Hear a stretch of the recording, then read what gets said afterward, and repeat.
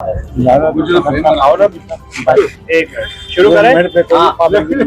जी आपके मंदिर का मामला हो जाए, फिर भी सर आज सुनवाई थी मामले के अंदर, क्या रहा अब तक सुनवाई के अंदर, आप भी आज आए पाए हैं? देखिए, ऐसा है 110 के ऊपर हमारे वकीलों ने बहस की।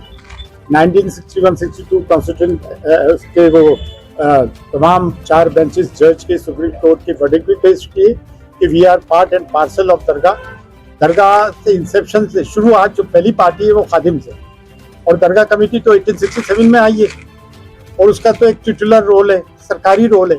दरगाह एक धार्मिक जगह है और इंडियन सब कॉन्टिनेंट का सब में बड़ा इस्लामिक मरकज है। तो यहाँ पे जो पहली पार्टी है सिंस इंसेप्शन, बल्कि कोर्ट का वर्डिक्ट है khadim relation with the shrine is not only ancient but intimate, कदीमी नहीं बल्कि करीबी भी है। और इसको ये 110 में हमने ये कहा कि सब में पहले हमें सुना जाए, क्योंकि एक धार्मिक जगह है। अगर कोई राजा महाराजा धार्मिक आदमी आध्यात्मिक आदमी लेमैन आता है तो उसको ज़ियारत भी हम कराते हैं, चादर भी हम पेश करते हैं, चाबियाँ भी हमारे पास है। ये चिश्ती स्कूल ऑफ थॉट है, चिश्ती सूफिज्म का परंपराओं का एक केंद्र है। तो इसलिए हम इसमें पार्टी बनने की आज हमने अपील की। हमारे वकील ने भी कस के बहस की। और बाकी तो ये जो देश में माहौल चल रहा है आप जान ही रहे हो, हर जगह इनको महादेव जी के मंदिर नजर आ रहा है। अगर आज हम बाबरी मस्जिद थाली में देख के नहीं आते तो आज हमें ये दिन नहीं देखना पड़े। हर जगह कहीं मॉब लिंचिंग हो रही है, कहीं हाउस डिमोलिश हो रहे हैं।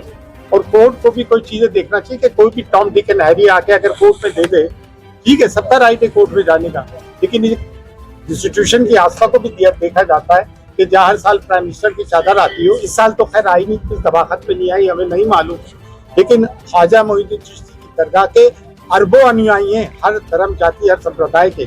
और जो भी धर्म जाति हर जाति के लोग यहाँ आते हैं, हम उनका आदर से सम्मान पूर्वक आदर करते हैं और सबके साथ मोहब्बत से पेश आते हैं।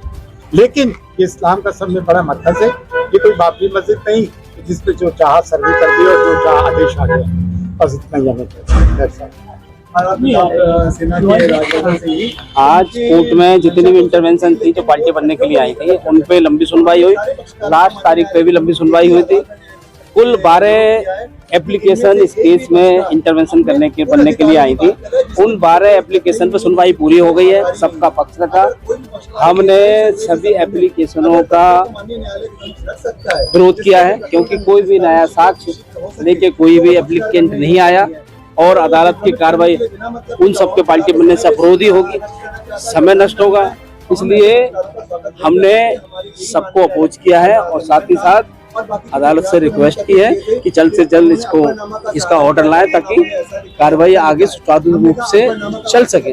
माननीय अदालत ने सबकी बातें सुनी है, सबके आर्गूमेंट सुने हैं और ऑर्डर रिजर्व किया है।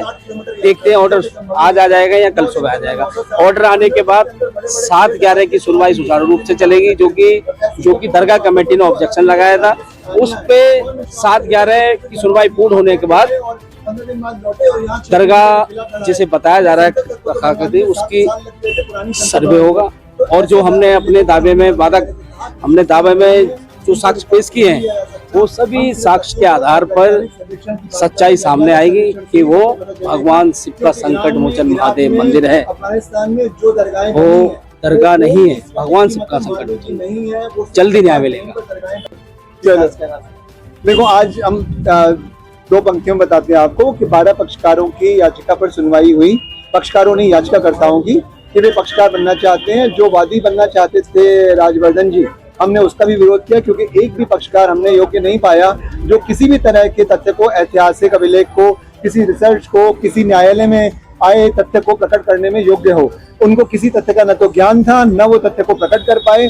जब याचिका में आप सिर्फ ये बात कह रहे हैं कि मैं तो भक्त हूँ इसलिए मेरी याचिका सुनी जाए, तो इस तरह से तो न्यायालय आगे नहीं बढ़ सकते कि सिर्फ आप अपनी कोई भी भावना सच्ची या झूठी लेके आ जाएं। तो न्यायालय कैसे बात चलेगा? न्यायालय को साक्ष्य चाहिए और साक्ष्यों के लिए ही हमने प्रार्थना करी है कि ASI से वैज्ञानिक सर्वेक्षण कराया जाए। ये भावना की बात नहीं है कि कौन कहाँ था। ख्वाजा साहब अगर थे तो वहाँ के महान पीर या सूफी वो सजिस्तान के थे, वो अफगानिस्तान के थे, वो इराक गए, वो मदीना गए, मक्का गए। लेकिन भारत में आने का हमने माननीय न्यायालय के समक्ष ये निवेदन करके सबमिशन किया कि 400 वर्ष तक उनके भारत आने का कोई भी इतिहास नहीं है। यहाँ तक कि उनके जमाने की जो पुस्तक तबाकत नसीरी है उसके दोनों वॉल्यूम में किसी ख्वाजा साहब के आने का जिक्र नहीं है, हुमायूं नामा में नहीं है, बाबर नामा में भी नहीं है। अमीर खुसरो ने भी नहीं किया, किसी ने उल्लेख नहीं किया।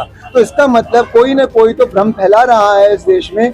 जब 1637 तक ये आया है प्रिवी काउंसिल के निर्णय में कि वहाँ का उसको बुलगोर थाना कहा गया है और दरोगा बुलगोर थाना वो एक हिंदू था। इसका मतलब 17वीं शताब्दी तक वो ये मान्यता थी कि ये हिंदू स्थान है। इस पर हमने माननीय न्यायालय के समक्ष वो परिभाषा भी रखी है कि बुलगोर थाना का मतलब कुरान में बोल को बाल जो है बालगोर थाना, बाल का मतलब होता है हिंदू मूर्ति या कोई स्वर्ण मूर्ति।